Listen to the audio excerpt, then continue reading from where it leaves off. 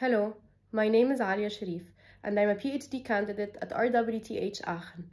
This research is being presented as part of my dissertation, which is supervised by my co-authors, Professor Krista Reisha, professor at the Institute of Urban Planning and Design at the Faculty of Architecture at RWTH Aachen, and Professor Sahar Eman, professor of Urban Design at the Faculty of Engineering in Cairo University.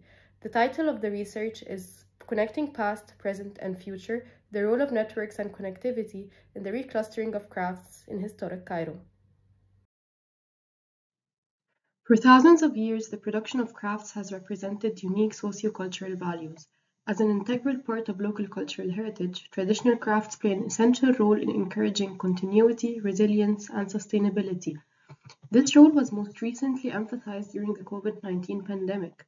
Along with other challenges such as increased urbanization and climate change, the pandemic highlighted the importance of creative and cultural industries, including traditional craftsmaking, in promoting sustainable development, encouraging economic and community development, and catalyzing urban regeneration.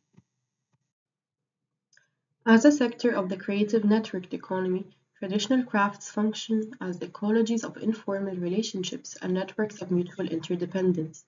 This highlights the important role that networks and connections play in the sustainability and development of traditional craftsmanship. This ecology of networks and connections can be translated into an interrelated crafts ecosystem.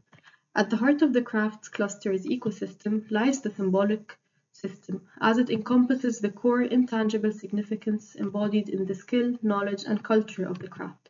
The localized production consumption system is divided into urban networks and economic networks. The social system includes formal and informal networks within the local community, which strengthen ties and sense of belonging. The institutional system consists of educational and cultural institutions, which assist the dissemination of knowledge and the sustainability of the craft. All these systems exist within a physical environment and a governance system, which should be enablers of networks and connectivity. Therefore, it can be summarized from this introduction that the sustainability of the symbolic system of traditional craftsmanship and the preservation of its embedded tangible and intangible heritage is reliant on the resilience of place and the resilience of knowledge and skills. This research therefore explores the role of networks and connectivity in the regeneration and sustainability of crafts ecosystems in historic contexts. It will focus on the role of an intermediary in mediating between horizontal and vertical networks within crafts clusters in order to revitalize crafts and stimulate innovation through collaborative processes. It will also address the role of the physical environment as an enabler of connectivity. In order to achieve this aim, historic Cairo is taken as a case study that will guide the outcome of the research. Historic Cairo was a multi-layered city with a deep interconnection between its tangible assets embodied in its architecturally rich built environment and its intangible living economy and social attributes that contributed to its vibrancy.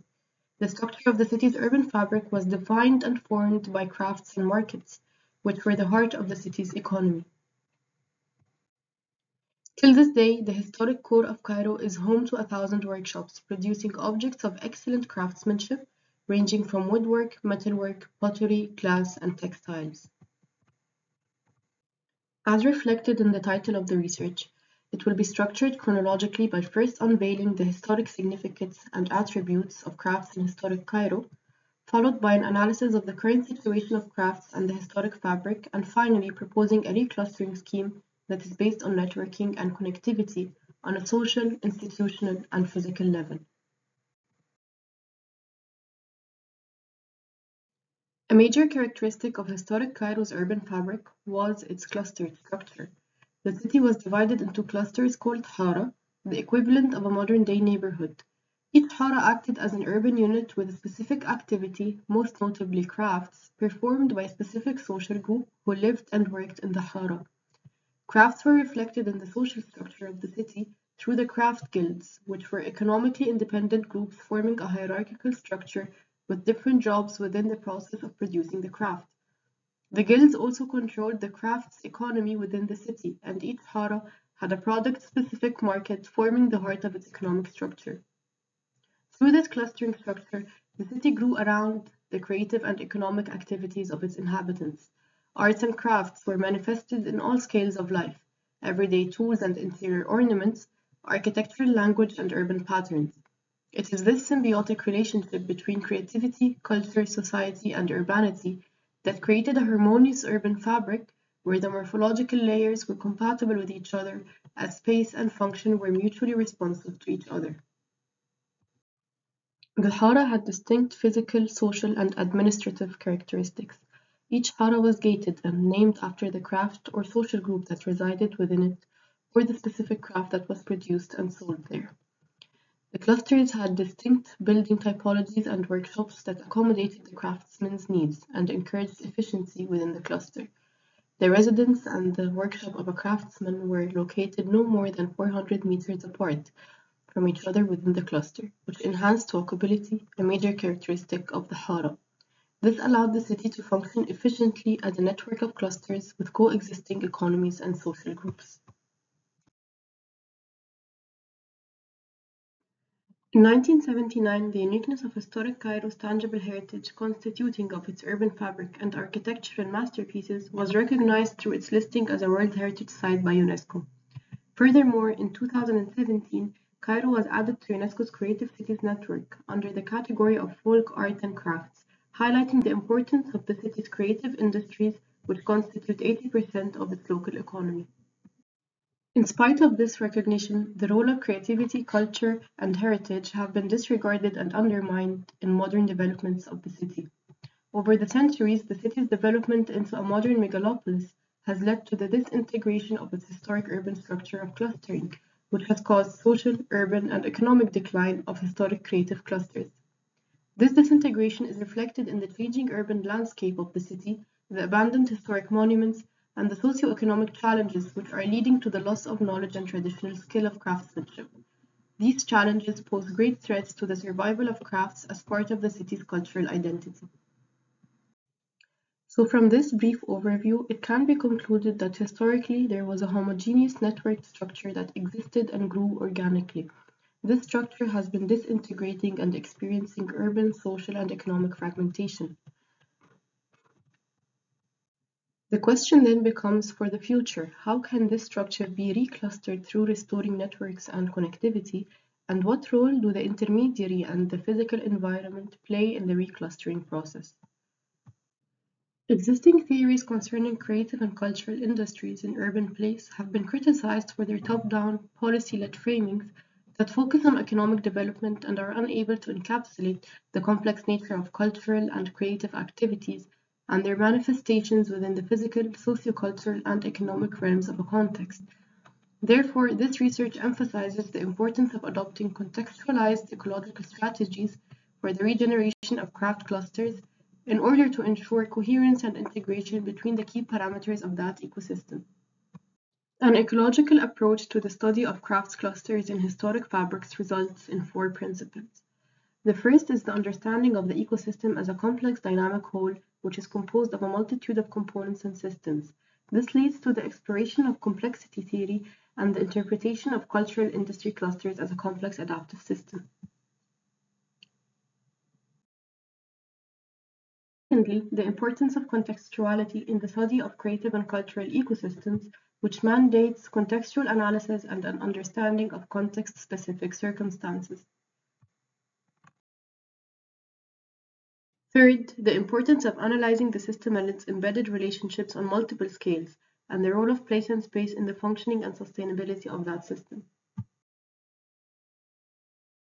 Lastly, encompassing different stakeholders and agents who are directly or indirectly linked to the system, from individual level to the level of community, society, policymakers, and organizations. Through the lens of complexity theory, crafts clusters can be interpreted as a complex adaptive system composed of networks and scaffolds. This interpretation creates an understanding of clusters as localized networks within a territory that acts as an enabling medium that facilitates interactions and the propagation of knowledge. Within the social, institutional, and production consumption systems, networks can be divided into three types, which are necessary for the resilience of knowledge and place: networks of information and interpretation, networks of production, and networks of marketing and consumption. These networks are formed of interacting agents and connections. The categories of agents are drawn from the quadruple helix model, which includes society, government, industry, and academia, to which heritage conservation entities are added. The type of connections can be divided into three categories: facilitating verticalities, collaborative horizontalities, and mediations. Scaffolds within the governance system and the physical environment support and maintain these networks. The types of scaffolds can be divided into those that foster social cohesion and diversity, local services and policies, and infrastructure and enabling environment. Using the four principles of the ecological approach, a networking model was developed to map the networks and connections between agents within the complex system of crafts clusters across different scales. At the international scale, institutions such as UNESCO and ICOMOS provide provisions and guidelines necessary for the sustainability of cultural heritage of crafts through different inscriptions and charters. These guidelines are then vertically transferred to the national scale and are reflected by the national government and policymakers across different policies regarding heritage preservation, planning, export, funding, and education. At this scale, the national media also plays an important role in the dissemination of knowledge and raising awareness about the value of crafts to the general public. Moving on to the local scale, such policies are applied by different legal entities and organizations within the civil society, such as NGOs, craftsmen guilds, marketing agencies, heritage conservation entities, and the local municipality. This then leads to horizontal collaborations on the local scale between creative practitioners within the industry, educational institutions, and cultural institutions. These collaborations are essential for the transfer, development, and preservation of knowledge and the intangible value of crafts. The sustainability of these connections therefore lead to continuity of place and sense of belonging, technology appropriation, craftsmanship preservation, and market exposure and visibility, which are the symbolic parameters necessary for the resilience of knowledge and space. These parameters are then reflected positively on the physical environment, leading to the preservation of the urban fabric, the appropriation of public space, adaptive reuse of historic structures, and sustainable living. Drawing from this ecological approach and the networking model, the reclustering scheme for historic Cairo can be summarized as the following steps. 1. Context identification and understanding of historic, spatial, and sociocultural identity. 2. Identification and mapping of existing networks and relations. 3. Formulating a common mission that entails the safeguarding of tangible and intangible aspects of craftsmanship. 4. Identification of challenges. 5. Network building and developing networked activities to foster collaboration and co-production. And 6. Developing integrated strategies for the resilience and continuation of space. Steps 5 and 6 are the scaffolds required for the sustainability of networks and are achieved through the governance and the physical environment. In order to foster horizontal collaborations and social networks with all their complexities and depth, an ecological approach to governance is also required. New models for inclusive collaborative governance have been increasingly advocated for by international entities such as the European Union and UNESCO, calling for a transition from forced cooperation based on enforcement to mutual collaboration based on trust.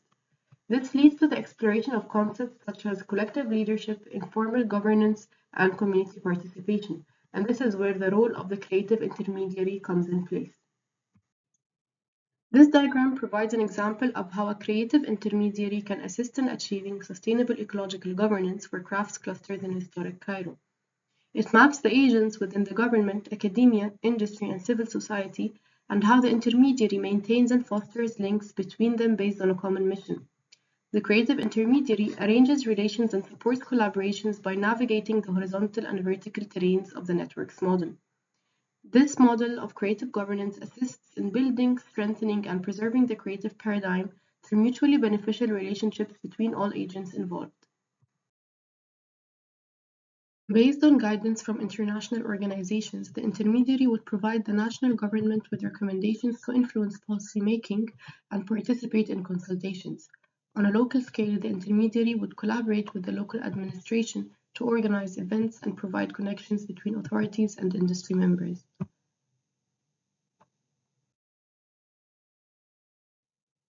Connections with academia would include organizing apprenticeship programs for students, developing educational courses and programs with universities, and attracting funding for research.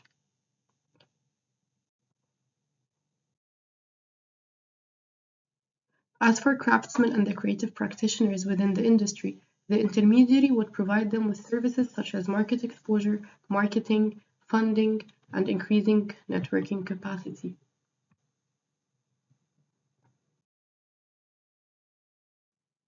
Finally, the intermediary plays an important role raising awareness of the civil society and increasing their engagement with crafts through events, markets, and community development projects. Finally, we move on to the physical environment to explore the role that urban space plays in the development of networks and interactions. The understanding of crafts clusters and their ecosystem as spatialized networks is crucial, for it is these intertwined spaces of interaction that develop partnerships, increase competitiveness, and allow for the spillover of tacit knowledge. Functional diversity and urban networking is necessary as crafts go through a production consumption cycle that includes creating, making, distributing, exhibiting, and archiving, each of which requires specific spaces. Since traditional crafts widely depend on the dissemination of talent, spatial interactions which facilitate social interactions play an important role in the urbanization of creative and cultural industries' economies. The morphological implications of this networked economy leads to its translation into urban characteristics such as connectivity, permeability, accessibility, and walkability. Within historic Cairo, these characteristics are necessary to achieve an ecosystem of creative spaces that connects and encompasses crafts clusters as well as monuments clusters. Exchanges and collaborations are often associated also to the concept of shared spaces or third spaces. Shared spaces are a key medium for engagement and include public spaces, the streetscape, and recreational facilities such as cafes. Whereas these shared spaces carry great potential for appropriation and networking, in historic Cairo they are often neglected. Different tactile urbanism and placemaking interventions can be proposed for these third spaces in the haras of historic Cairo to convert them from leftover space to connective space.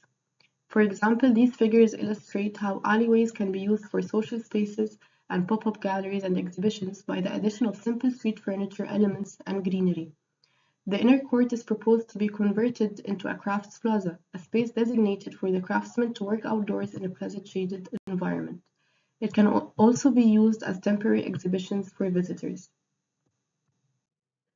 To conclude, this research adopted an ecological approach to the understanding of crafts clusters in historic fabrics, connecting past historic tangible and intangible values with modern urban and socio-economic challenges in order to achieve future sustainability and development.